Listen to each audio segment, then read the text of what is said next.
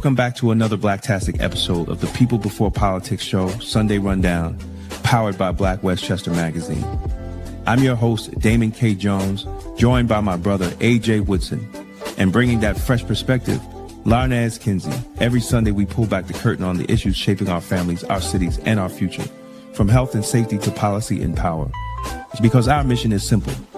Put the people first, not the politics. It's going to be Blacktastic. Wait, I can hardly hear you. Who, me? Mm-hmm.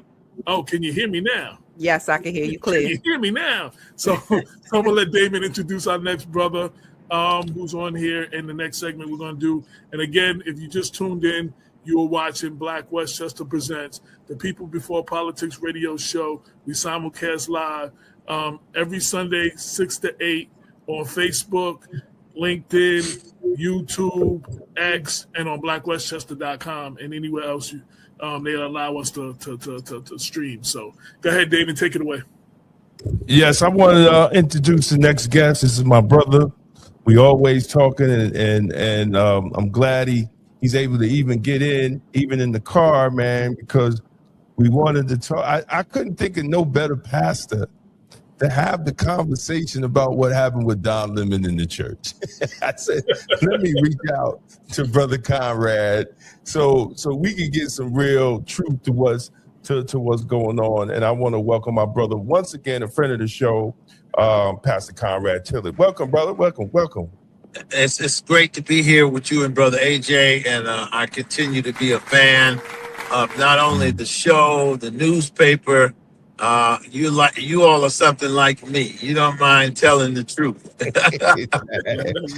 And listen, and your stuff is actually interesting. The problem with saying what everybody else says and the orthodoxy is that it just really isn't very interesting. So I appreciate the nuance that Black Westchester brings to the table. And this is it's our new addition, Larnaz. I don't think you met her the last few times. She just came. She's been a great addition to the Black Westchester family. I'm sorry, I didn't hear that. Our new addition, Larnaz Kinsley. She's been a great addition to the Black Westchester family. Did we freeze? No, can you hear me? Can you hear us? I can, but just sparingly. Yeah, I can hear you now. We got a new addition, new host to the show, Larnaz Kinsley. This is your first time on the show with her. So she brings a little different flavor, different questions, different outlook to what's going on. But brother, like we talked for a hot second, and I'm like, man, you gotta come on the show Sunday about what is your thought as a pastor of a church, right? Being in the ministry as long as you've been in the ministry, right? What was your thought about the actions of this, not Don Lemon, but the protesters and interrupting a sanctuary, no matter what color it is, just interrupting a sanctuary? Right. Of course, I was outraged, and I was outraged for a number of reasons. Number one, I was outraged because one of the most important founding principles of the United States of America was the principle of freedom of religion, freedom of assembly. And when, in Europe, when the Catholic Church ruled, and then later the Church of England, the people who came to the United States could not worship the way they wanted to. In fact, they had to worship the way the state said they had to worship. The church, the crown, the king, and the pope, or they were married. There was a marriage between the cross and the crown. So you only had an official church, and that church had power over people. If they declared you a heretic in that day, you could be sentenced to death just by your pastor, and your theology. And so the principle of freedom of religion, freedom of assembly is a very sacrosanct principle in the United States. And in fact, I was also outraged because when the Ku Klux Klan and the Brutes in the South invaded our churches and sanctuaries, burned them down, or even as late as Dylan Roof, killing people in the sanctuary, that was not only a violation of the Constitution, that was not only breaking the law, but that was breaking the moral law.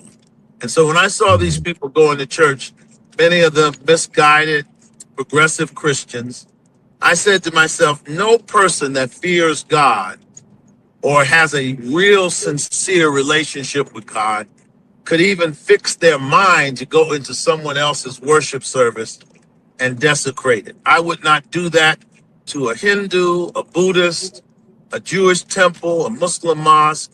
And so those who are justifying it or trying to justify it, because apparently the man was one of the ministers worked for ICE. Well, ministers, there are ministers who molested children that they don't disrupt their churches. Go ahead, brother. I mean, you know, the KKK. And what I'm saying is, many of these people are following godless leftists, godless progressives that really don't have any reverence for religion.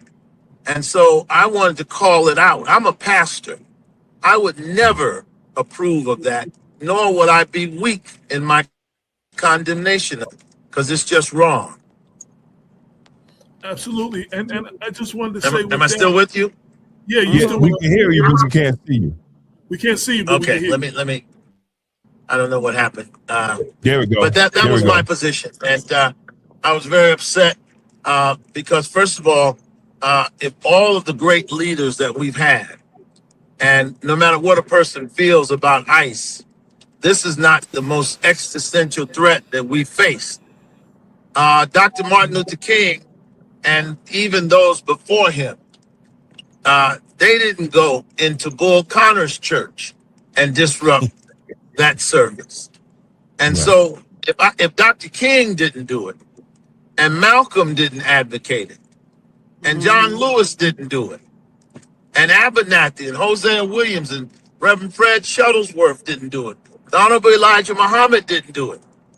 If none of the greats did it, why would I follow Don Lemon to start doing something that's never been done before in the black struggle? Right. And I just wanted to say real quick, Damon, and for black And so people, I just wanted to point out, you know, when Yusuf Hawkins was killed in Bensonhurst, those boys, all of them were members of Catholic churches. We went to the streets in Bensonhurst, but we never went into those churches to disrupt those worship services. That's an indecent act. I don't care how you can't justify it. You know, as I said, ministers have done horrific things. And you know, once you start down that road, you know, I was saying to some of my progressive friends who are celebrating it because he happens to be a white conservative theologian, okay? And I don't even know the man, I don't know the church.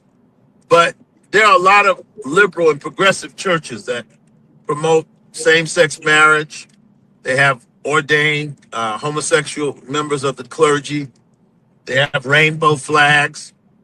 How would they feel if someone who was a religious conservative said this is ungodly, it's an abomination, we're going to disrupt your worship service?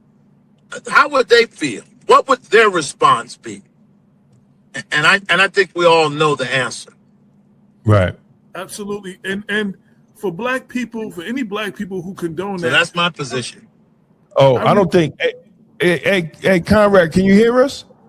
I can hear you well. Can you hear me? yeah, can you hear me? I can hear you, yes. Did you Okay. hear what I just said? I heard everything you said, and I wanted what I was saying on top of that. For black people to condone that, I remind them. Remember back when Julianne? Did you hear what I just said? Yes. Oh. You can't hear us. Maybe he can't hear you, AJ. AJ, you gotta speak up because maybe he can't hear you. So I was talking about. Yeah, when I didn't hear. when Giuliani had the I can cops hear run you, up- Damon. I can't hear AJ at all. Well, then you might have to repeat what I'm saying, Damon. When Giuliani had them cops run up in the mosque, black people was upset. Were you able to hear my last answer? Yes. Oh, I got it, AJ. When Giuliani let people run up in the mosque, Right. A lot of people was upset, but the police caught a different story in the mosque. Yes, they did, and they did because they did because that was the response in 1994 and in 1972 of the Nation of Islam that they would not allow. We would not allow anyone to desecrate our worship service. Now that was a miscommunication between the police and the mosque. Someone had called in a false report, but if you remember, the point the brothers were making to the police: you can't come in here with weapons. Right. Okay. Right. And so the point is the mosque and later the police officers were deemed wrong because they weren't supposed to come to a sacred space and come and barge in like that. And they were supposed to call a supervisor because a sacred worship place is something that we all should revere and respect. And so, the churches, many of them are becoming increasingly security conscious, but it's just wrong. And as I said, if some conservatives or religious fundamentalists had attacked Riverside Church or some of these liberal churches based upon their theology, they would scream bloody murder. And so it's not right. It's not justified. And it's just heartbreaking to me that so many black people are trying to justify it. Right. Now, And that was the point, David, Brother what I wanted Conrad, to say. For any black people, And it all goes to the fact that they are so irrational. Yes. The point was any black people that justify Are you that, not able to hear me? yes. We You didn't can't justify even- that, so we shouldn't justify this. And that's the point. I want David if you could. He said we couldn't justify. We couldn't justify not that. able to hear me? Yes, sir. Can you hear me? I can hear you well. Yes, I can. Okay. Yeah. Yes, so I can hear you. Yes. You can hear me? Okay, great. What is your position on a lot of the pastors and black pastors supporting what the group did and supporting what Don Right. Lemon did? Well, they're just being hypocritical, and let's call it for what it is. As I said, suppose some anti-Christian group, the Hebrew Israelites, marched up in their church and disrupted their church and called them false teachers, misleading black people, and pulled them down out of the pulpit and disrupted their service. What would their response be? And so, again, it's almost a juvenile instinct in some of these people because they feel they're justified because they don't like what job this man has. But once we start down that road, anyone that doesn't like what you're preaching, anyone that doesn't like a member in your church would be justified for coming in and disrupting your worship service. I mean, there's no intelligent rationale behind this. It's an irrational hatred of Trump. And unfortunately, too many black people are following what I consider godless leftists. A left care nothing about God. They don't believe in God. And so it's nothing for them to desecrate a church. Well, suppose some right-wing group went into one of their leftist meetings with billy clubs and whipped their backside, disrupted their meeting. What would their view be? Somebody who said, we don't want you in America promoting communism and socialism in this capitalist country of ours. So, once you begin to turn the scenario around, you realize that there's no justification for this. There's no justification whatsoever. Now, brother, this is my argument here, and this case is going to be very interesting. It's almost to say that when I watch some of the shows, to say the First Amendment, the free speech, is kind of outweighing, the right to pray and the right to go to religious service. I mean, to me, it's just political and crazy Yeah, we are even it is having this crazy. conversation. It is crazy because, first of all, the right to protest, okay, which of course we all have a right to protest, but we also have a right to assemble. My freedom of speech and my freedoms cannot infringe upon your freedoms. Okay, my freedom of speech or my constitutional freedoms cannot deny you. So it's fallacious logic to say that because I have the right to protest, I can stop you from meeting. I can disrupt your right to assemble or your right to worship. So it's foolish. Now, the other thing they're doing, and it's a bastardization of history. It's an unfortunate bastardization of history because I know what you're gonna say. they want to. I've heard. Can you hear me? Yes. Yes, sir. Yes. Can you all Yes. hear? Okay. So I've heard many people say, well, the civil rights movement, Martin Luther King. Well, again, I challenge you. Show me one time when Martin Luther King disrupted a worship service. Show me one time where the civil rights, they sat in lunch counters. They sat in the middle of the street. They attempted to ride the buses. But show me where John Lewis, Reverend Fred Shuttlesworth, Reverend Ralph David Abernathy, Coretta Scott King, Fannie Lou Hamer, Ella Baker, Stokely Carmichael, Kwame Ture. Show me where he ever disrupted a church. And he was an atheist. Right. So I have a question. So Sure. historically, churches were central for protest movements. Historically, we all know that. So what do you feel changed from then till now? Freedom, the fact that the church and the God we serve gave black people more freedom, and like most people, when the foot is on your neck, you turn to God. But when you get $2 or $3 over the rent and utility money and a hair weave and a brand new Mercedes, you don't need God anymore. Exactly. And so all of the institutions that brought us thus far along the way, in our freedom, instead of saying these institutions are the linchpin for our success, were it not for the NAACP, were it not for the Black Church, the Nation of Islam, SCLC, we've got to support these institutions because this is how we got here. But no, with black folks, the minute we could go to white hotels, we stopped going to black hotels. And so it's our own ignorance. And it's, the Bible talks about how God loved Israel. But the minute God brought Israel out of bondage, Israel began to whore with strange gods. And that's what we've done. We have become an increasingly secular people.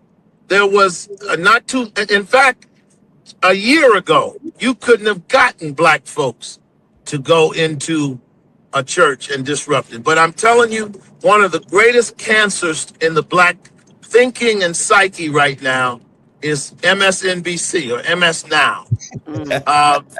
No, I'm serious. It is a left-wing station funded by an anarchist, and that whole left-wing movement is funded by a godless anarchist. And unfortunately, black people are being fed a steady diet of this. Now, the issue between Trump and the Democrats is two groups of white people fighting for power. There you go. Liberal whites and Trump and his people. Exactly. And black folks don't radically fare differently no matter who's in office. There you go. But fine, if you like Democrats and you get more contracts under the Democrats, then that's fine. I understand that. If a person gets more contracts under the Republicans, in other words, that's just politics. But when you start losing your moral and ethic framework where you don't even see the church or the mosque or the synagogue or religious people as somebody that I mean, out of all the places, okay, they say, well, ICE is doing this and that. Okay, well, there are people who work for ICE that also go to discos and clubs. Go disrupt the club. I'm sure there are guys that work for ICE that are also bouncers at strip clubs. Go disrespect the strip club and disrupt that. Why the church? Because the more and more black people lean toward the left, the more and more the left has to divorce us from the church and from religion.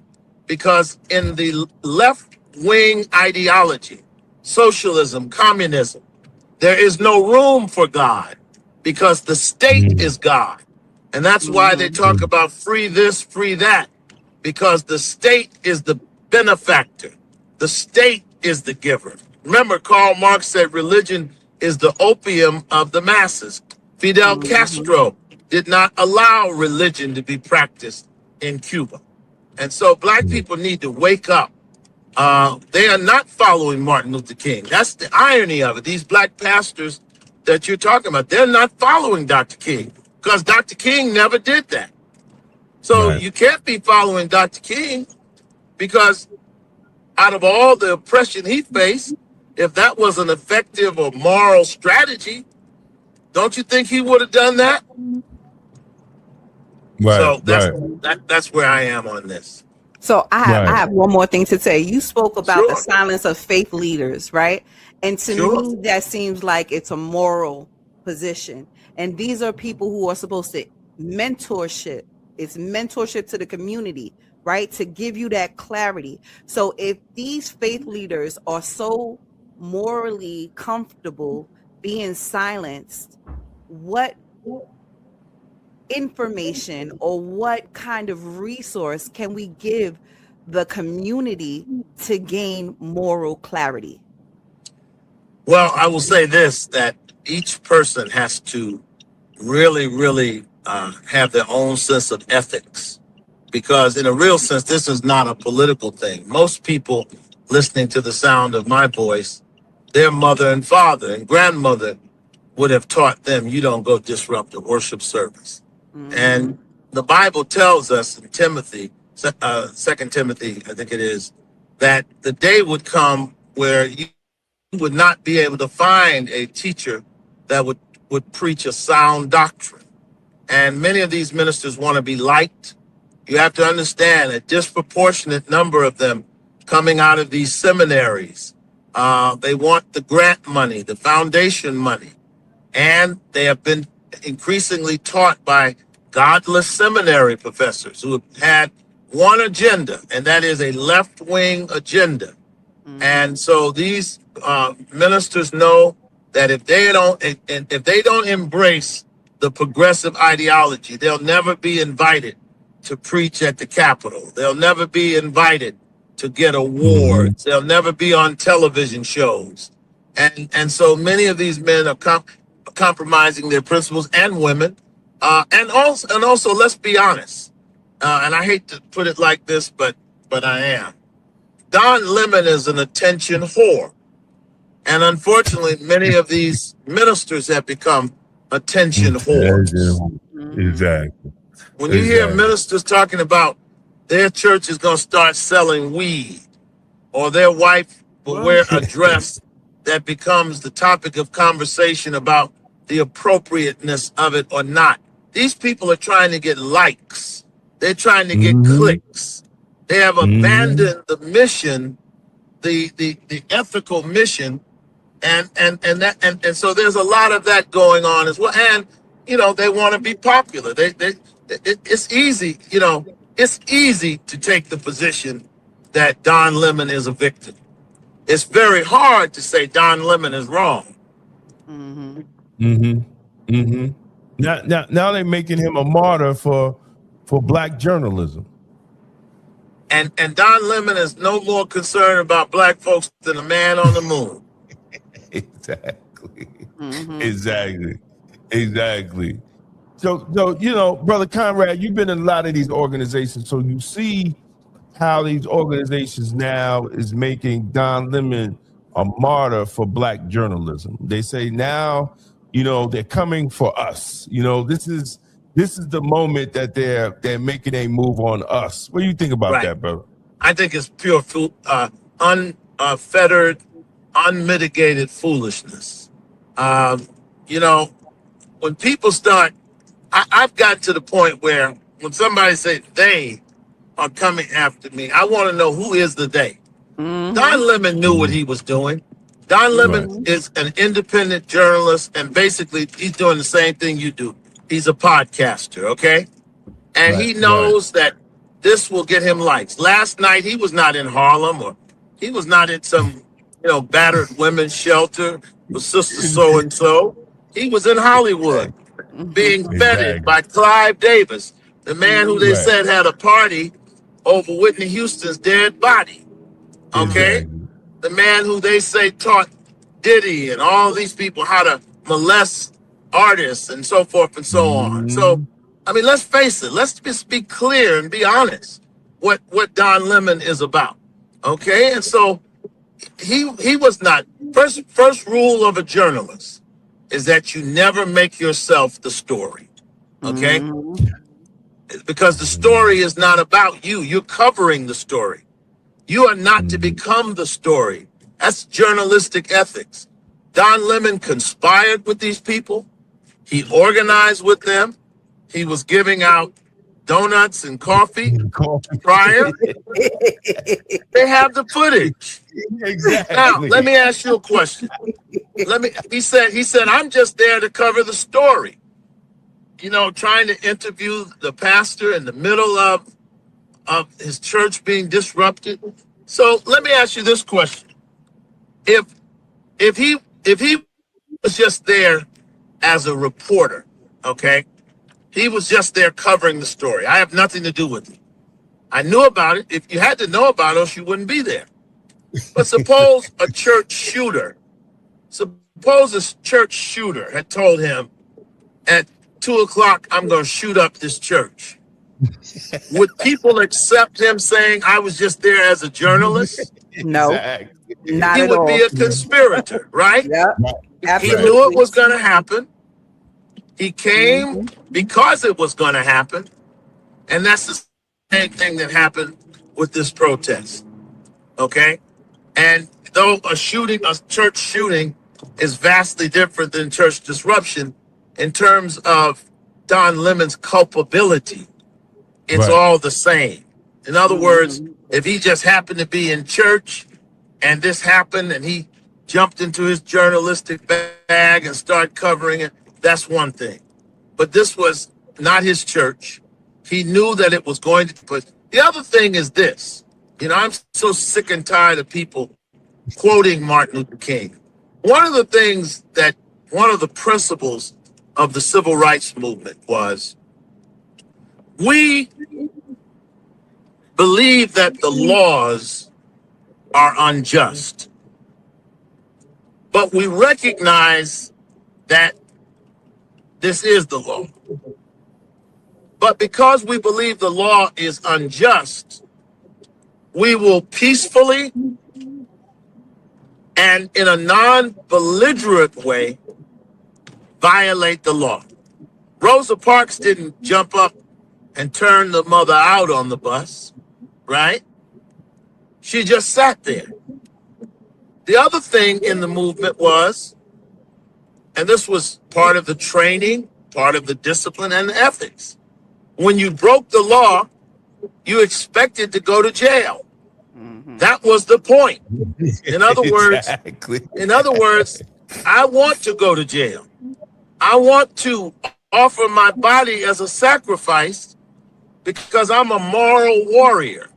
And this law that says that black people have to sit on the back of the bus is wrong. And I know it's wrong, and I'm willing to go to jail. And I'll sit in jail until these laws are changed. And of course, throughout the movement, they filled up the jails. Dr. King, Stokely Carmichael, Kwame Ture was arrested over 77 times in Alabama and Mississippi. Dr. King was sentenced to long prison sentences, sometimes as long as 6 months. And so if Don Lemon, if he's sincere, and these people, I heard a woman say it was 4 of them that planned it. If they're that serious about it, then they should be willing to go to jail. And don't cry now. You did it. Don't say it's unjust. You made the decision as a conscientious objector to go in and disrupt someone's church. At least you could have the ethical decency to pay the price. Mm-hmm. I respect you if you did that. When Muhammad Ali gave up his belt, said, I'm not going to Vietnam. They offered him, you don't have to fight, just do exhibitions. He said, no, because if I go, I'm inspiring someone else to go. He said, no, I'd rather just go to jail.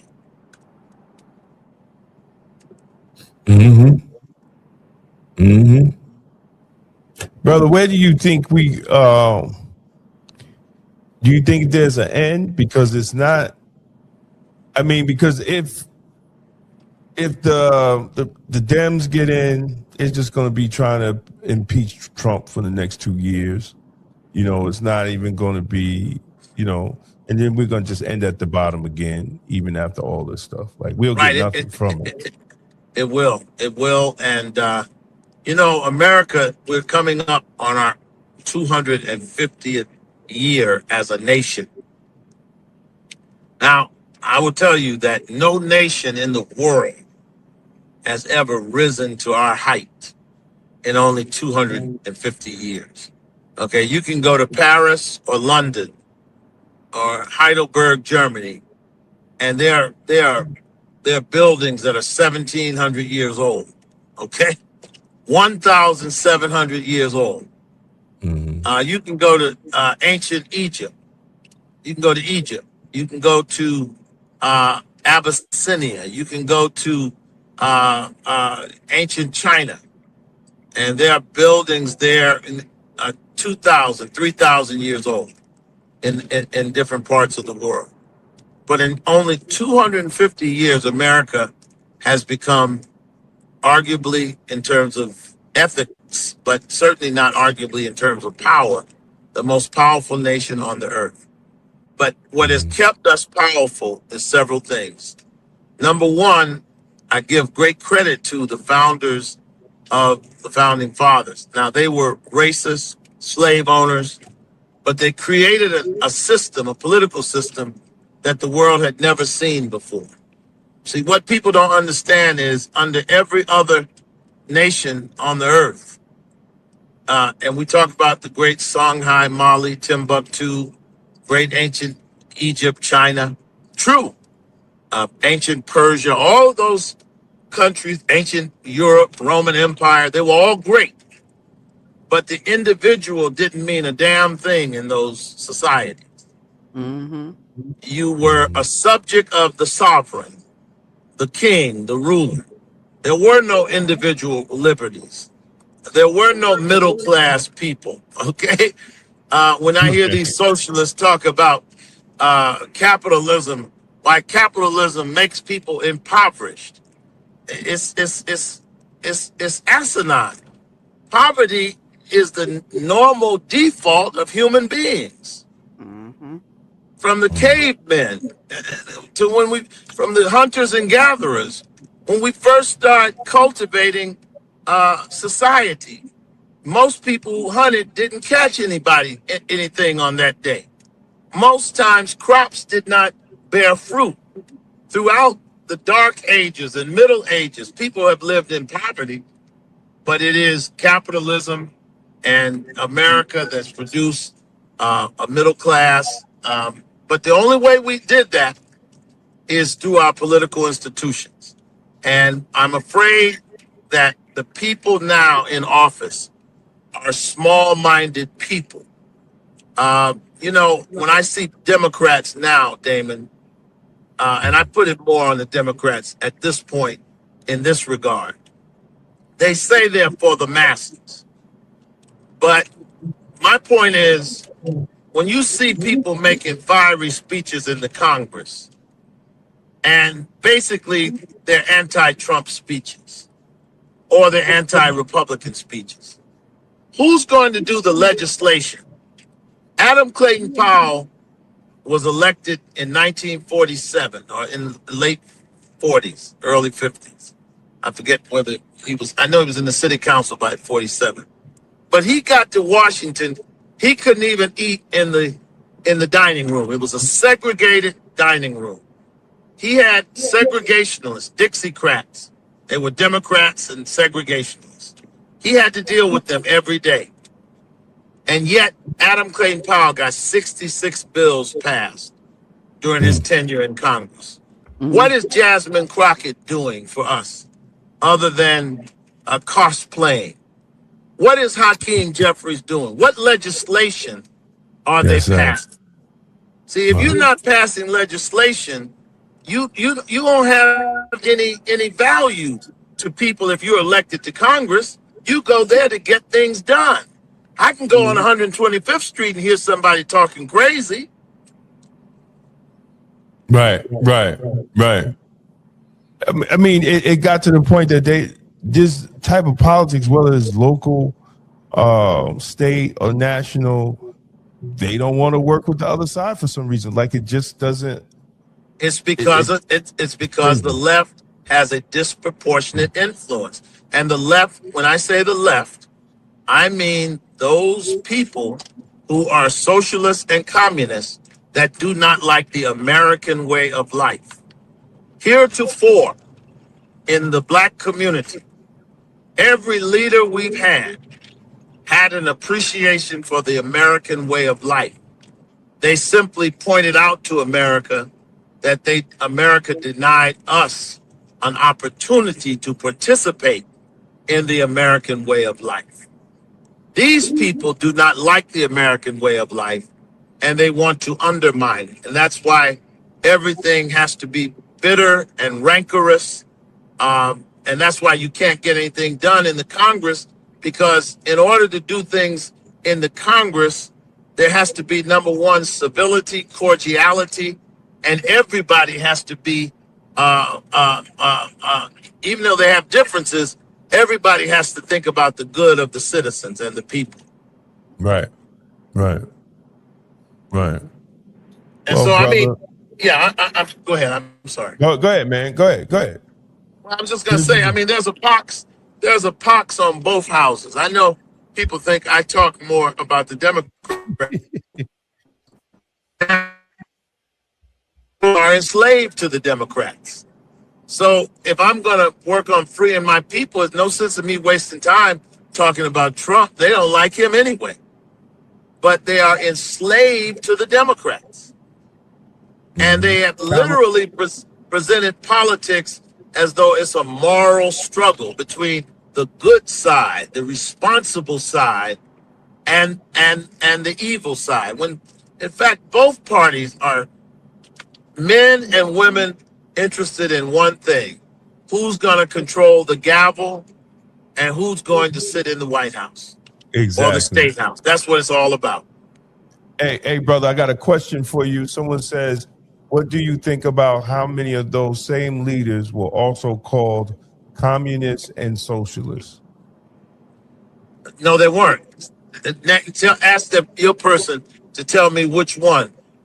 Ask your person to tell me which one. Yeah, they were. They may have been called communists or socialists, but these today say they're communists and socialists. J. Edgar Hoover called Martin Luther King. J. Edgar Hoover called Martin Luther King a communist. I never heard Dr. King say he was a communist. Right. Absolutely right. And Paul Robeson and Du Bois. Paul Robeson. You know, listen. In the 1930s, when black people are living in legal segregation, people are being lynched in 1918, I don't fault any black leader for exploring communism, socialism, Bolshevism, the Bolshevik Revolution, had only taken place in 1908. Communism purported to be for the oppressed. So when you're in a state of oppression, the way black people were in that era, I don't blame them for being interested in communism or believing that it might be a solution. The communists are very clear. They always want to exploit the weaknesses of the capitalist system, and racism and segregation was a weakness. But what happened? Paul Robeson became intrigued and became a communist, but he didn't die one. He became very, very, very, very discouraged when he saw that, you know, the totalitarian nature. One of his best friends was killed in Russia. And he saw W.E.B. Du Bois. He saw the racism of the left, the progressive left, and he left and died in Africa. The only person that I know in the black community that died a socialist is Kwame Ture. And Kwame Ture was always very clear that he was an African socialist. He rejected European socialism. And so, no, this is a myth that the left, now I've heard him say Dr. King was a socialist, Malcolm was a socialist, you know, I mean, they are bastardizing history. And because we don't know history, we are falling for it. That's right. Hey, Brother Con, I got another question. Who is going to unite the two houses if the Dems gain control? Schumer or Jeffries? I don't think so. Who are Jeffries? Schumer or Jeffries? Well, first of all, neither one of them will be able to do it because, you see, here's the problem with America. You cannot have a partisan politician. And when you reduce yourself to become a partisan hack for the Republicans or the Democrats, you'll never rise above the rancor. Let me just remind people that Democrats have the history of Democrats since I've been alive, and I'm 61 years old. John F. Kennedy was a Democrat that today would not even be allowed in the Democratic Party, okay? But when he was killed in 63, Lyndon Johnson won in 64, okay? He replaced him, finished out his term, and he won his own term in 64. But after Johnson's term, you did not have a Democratic president again from 68, when Nixon won again, to 1976, when Carter won, and he only won because of Watergate. But after Carter won, you did not have another Democrat win from 1980 to 1992. And the only way Bill Clinton won in 92 was that he was a conservative Democrat. He was not a partisan Democrat. He was a conservative Democrat, and he worked with Newt Gingrich in order to get things done. And so the transformative figures in American history, they understand that, first of all, we have a bicameral house. You can't get anything done with one party. Right. Statesmen have to be able to reach against the aisle and find common ground. That's what New York. See, a New York politician will never be a transformative figure in America because the left has so dominated the New York political landscape. The ideas that you have to have in order to be popular in New York, they will never fly in some other parts of the country. Right. So you'll never, because New York does not have moderate Democrats, and it's only Democrats only win when they're moderates, and Joe Biden only won because people perceived him coming after Trump. He was perceived as an old white man, a moderate Democrat that would pull us back to the center. and unfortunately, Hakeem has allowed himself to be pulled to the left, and of course Schumer, he's trying to fight, he and Hakeem, but their problem is they think that if they just put their head in the sand, the socialists will go away and leave them alone. They should be fighting the socialists. But I mean, it's just swaying that way in New York, man. It's something that they're gonna have to show and prove, and Dammy's gonna have to show and prove. And well, you're gonna make a choice after that, brother. No, people are gonna have to make a choice. Well, they're gonna have to see the outcome. I already know what's gonna happen. What's gonna happen is the same thing that happened in the mid '70s. New York, was dominated by free spending Democrats and a free spending Republican governor.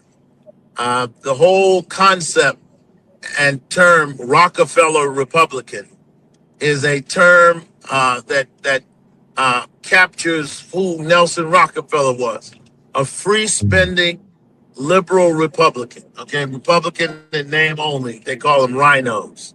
Country club Republican. Was not a fiscal conservative. New York, welfare benefits, free this, free that. By 1975, the city of New York went broke. Bad policies in terms of real estate, bad policies in terms of the private sector, and the businesses left. And the building owners walked away from the buildings because they couldn't collect rent money, because the legislature had made it almost impossible for people to collect rent money. They walked away from those buildings, paid some kid $50 and had them burned down.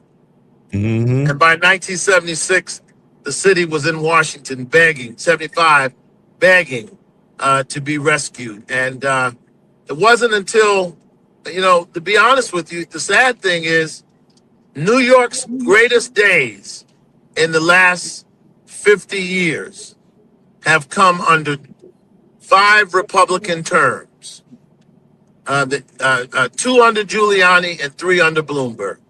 Yeah, unfortunately. I mean, it's sad, but it's true. Dinkins was trying. He was fairly moderate, but the city was in such bad shape by the time he got it, and he only got that 1 term. And, right. But let's face it. I mean, that's the problem with gentrification, that all of these people that have moved to New York, they only did so after the conservative fiscal policies and the tough law and order policies of people like Giuliani and Bloomberg and Ray Kelly. And as much as we protested and didn't like some of the things that went on. Exactly. What's that? Yeah, I mean, exactly. We was out there protesting all them dudes, man. I mean, because it was excess, and of course, when a man is coming home from work and he's shot 41 times when he barely has a wallet, I mean, we had to be out there. But the broken windows theory, it turned out to be a good way of policing. In theory, well, I'm not as knowledgeable about that as you. in theory, but in theory. Right. It depends on what precinct and who is your commander. Yeah, that's what it is. How that theory work, and the same as stop and frisk. I mean, stop and frisk is just it's just called the Constitution, or the Supreme Court calls it the Terry stop. Any cop can do a Terry stop, but if you target a certain group of people to do it consistently, it becomes stop and frisk. And quotas, and I think quotas is also an incentive for that system to be misused and utilized in the wrong way. I didn't like, and I talked to AJ about it because I watched some of these lawyers and entertainers on BET, and then I watched some other, scaring black people, and it's sad though, because when you say, oh, well, Trump's going to bring back stop and frisk. And I'm like, yo, stop and frisk ain't never left. It's called a Terry stop by the Constitution. Trump's going to bring back qualified immunity. Qualified immunity is from the Supreme Court too. You have to have qualified. It's already there. It's already there. So who would ever take a job? Yeah, I mean, who would take a job as a police officer, EMS technician, firefighter? Who would take that job without qualified immunity? I mean, qualified immunity just means that, hey, if my mother's not breathing and I call an ambulance and the first responders get there and they apply CPR and my mother doesn't make it, I can't sue them because they killed my mother. They have some immunity because their duty is inherently dangerous and comes with great risk. It's the same with a police officer. Now, qualified immunity is different than what this idiot, and I do think he's a fascist, Stephen Miller, he has fascist tendencies, saying that people had complete immunity. No one has the Gestapo, okay? Right. Where they can summarily execute you. No one has, but you have to have qualified immunity because if a police officer breaks your arm and you're a criminal, you just killed 10 people, you shouldn't be able to sue a police officer. Well, I think more people were talking about in cases of questionable police shootings and police brutality that leads into death. I mean, the problem with all that is just our elected officials are not passing, the correct laws. As an organization, we used to tell them, like, if they violated, you could do a state policy that if they violated the department's policies and procedures and training, then they could lose there. If you but see, that's the limits. That's the limits of. Now, if you show up at an EMS if you're working as an EMS worker, you show up at someone's house on a call, and you high on crack, and the person dies as a result of that, that you would lose that immunity because you did not use best practices. That's not a person dying in the course of your duty. You were grossly incompetent. You were, so if a police officer could be proved to have not operated within his training or her training, then yes, that's where that's what the term qualified immunity means. Qualified, you have it as long as you follow best practices. And I'm happy, to be honest with you, because in the last 30 years, people forget that the first man ever convicted in New York State for abuse against a black citizen was Justin Volpe, and that wasn't until 1993. Sodomizing Abner women. No police officer had ever been charged with murder of a black citizen prior to 1993, and that sodomizing of Abner women. But nowadays, I think Derek Chauvin and some of these other cases, the laws are changing. But like you said, the legislators have to create better laws. You want to be fair, obviously, to law enforcement or any first responder, because how will you get people to take those jobs if they have inherent risk? Let's be fair. It's like a school teacher. I mean, a school teacher has, certain protections. A swimming instructor. I mean, you could drown. You know what I mean? And so we have to, use common sense. That's all. Well, brother, man, I thank you for coming on. We are at that time. Yes, sir. Well, I appreciate it. Larnez, AJ? Good show. Thank you for coming, my brother. I haven't heard a peep out of AJ the whole time. He's talking right now. He's talking right now. You just can't You hear. couldn't hear me. You couldn't hear me, so I let All David right. take over. I like hearing brother AJ. Yeah, you couldn't hear me, so I let David take over. Let them know if they want to know where your church at, man. Anybody watching, let them know where they can come hear you get the word of God, man. Yeah, please. You know, they certainly are the Congregational Church of South Hempstead, Long Island. I've only been there since May, so it's my latest church assignment, and I'm very happy out there. But also, they can Conrad Tillard on Facebook, Conversations with Conrad on YouTube. They can find me on Twitter. I'm all over the internet, but reach out, stay plugged in, and you all continue to do the great work you do. And I appreciate you standing up for the brother in Mount Vernon. That's a great tragedy and travesty. And one of the things that I would say to Black elected officials, Black leaders, Black preachers, and Black people, I am so sick and tired of hearing they don't want us or they are trying to do to us. Now, you are pointing out a situation where there's a Black city of 70,000 people, and we can't get that right.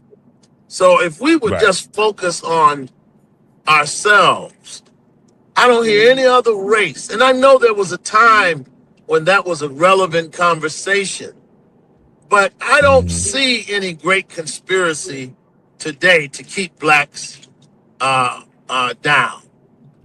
But what I see are a divided people that are constantly looking for a boogeyman rather than rolling up our sleeves and looking ourselves in the mirror and saying we could do better than we're doing.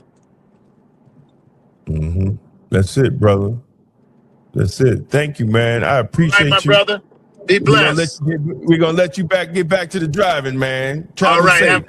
Have a good evening. Peace now. All right, peace. Yeah, when he couldn't hear me, We give your business unmatched exposure.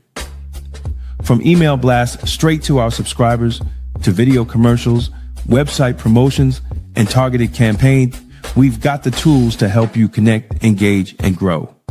Whether you're a local business, a national brand, a rising entrepreneur, or just promoting an upcoming event, Black Westchester is where culture, community, and commerce meet.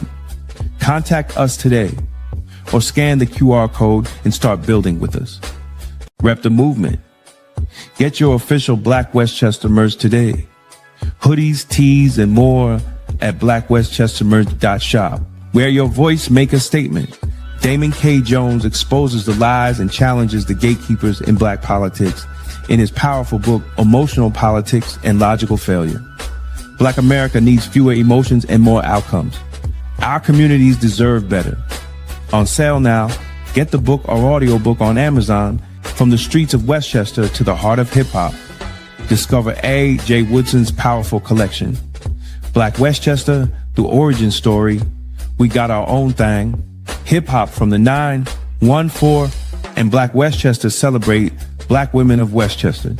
Available now at blackwestchester.com and on Amazon. Get your copies today. Tolerance is for Cowards by Damon K. Jones. This book is not anti-police. It's pro-community. Discover how the extended policing strategy empowers you to demand real public safety, justice, and accountability from your local police department. Because the Black community deserves good policing. This Valentine's Day, make it sweet with Cupcake Cutie Boutique. They're serving fresh, hand-dipped chocolate-covered strawberries, perfect for date night, gifts, or a treat for yourself. For a limited time, order through DoorDash, Uber Eats, or Grubhub, and get 20% off our chocolate-covered strawberries. Love should taste this good. Thank you for watching another Blacktastic episode of the People Before Politics show. Sunday Rundown, powered by Black Westchester Magazine. We appreciate every single one of you who tuned in, commented, shared the stream, and joined the conversation.